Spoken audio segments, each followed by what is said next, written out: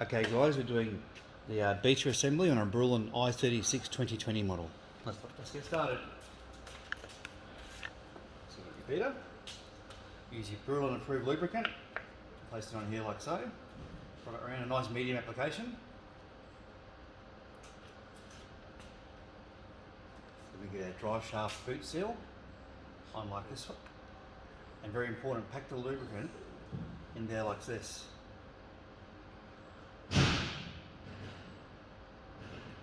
If you don't do this, the machine will leak mix inside and damage the machine. Like so.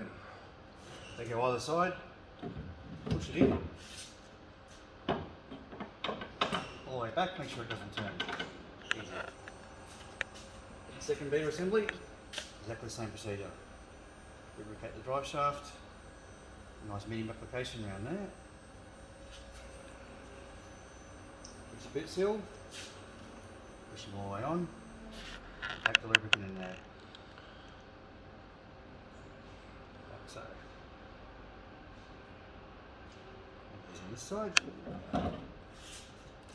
all the way to the back, make sure it doesn't turn. Easy.